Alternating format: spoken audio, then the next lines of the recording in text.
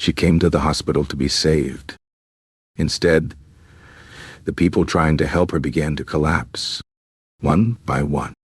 By the end of the night, the emergency room itself had become the danger. This wasn't a movie. This wasn't fiction. It happened in California in 1994. On the night of February 19th, Riverside General Hospital was loud, crowded, and overwhelmed like any other emergency room. That changed when paramedics rushed in a 31-year-old woman named Gloria Ramirez. She was suffering from late-stage cervical cancer and struggling to breathe. Her heart was unstable, and doctors knew they were running out of time. The medical team moved fast. Medication was administered. Her heart was shocked with a defibrillator. Everything followed standard emergency procedure. But as they worked, something strange began to draw attention. Gloria's skin appeared to be coated in a thin, oily sheen, almost like grease. Then a strong and unfamiliar smell filled the room. It was described as fruity, garlic-like, and deeply unsettling. When a nurse attempted to draw blood, the smell intensified. The blood itself carried an ammonia-like odor, and floating inside the syringe were strange, pale crystals that should not have been there. That was the moment everything went wrong. The nurse holding the syringe suddenly collapsed to the floor, unconscious.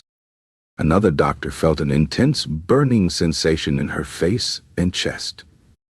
She left the room, sat down at a desk, and immediately collapsed as well. Her breathing stopped, and her body began to convulse. A respiratory therapist looked toward the team in confusion, then fell to the ground. This wasn't panic. This was physical. Within minutes, chaos spread through the emergency room. Medical staff were fainting, vomiting, and losing control of their bodies. A code blue was called. In total, 23 hospital employees became ill. 5 were hospitalized in serious condition. The emergency room was evacuated into the parking lot, and the hospital declared an internal disaster. Gloria Ramirez died that night, but her death was only the beginning of the mystery.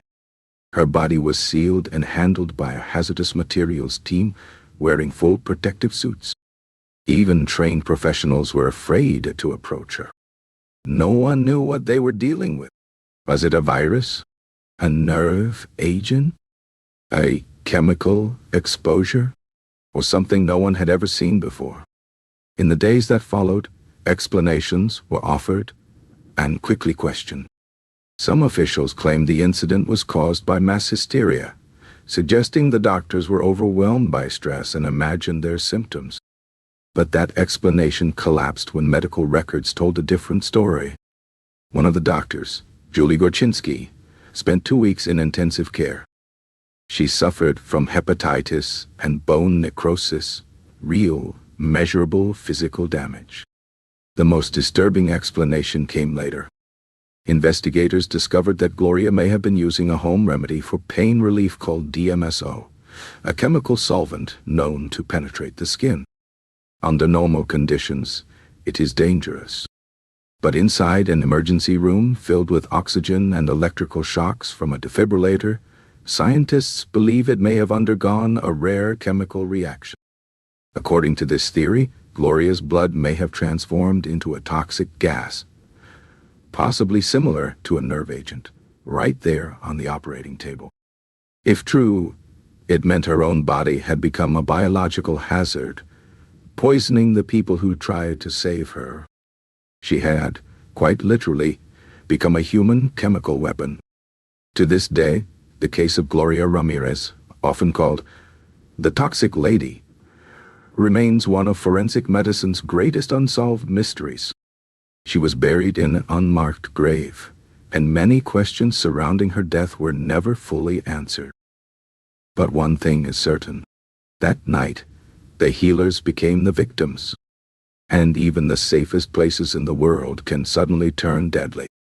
If stories like this stay with you, if they linger long after the video ends, Then subscribe to the short chapter. We tell the true stories that silence tried to hide.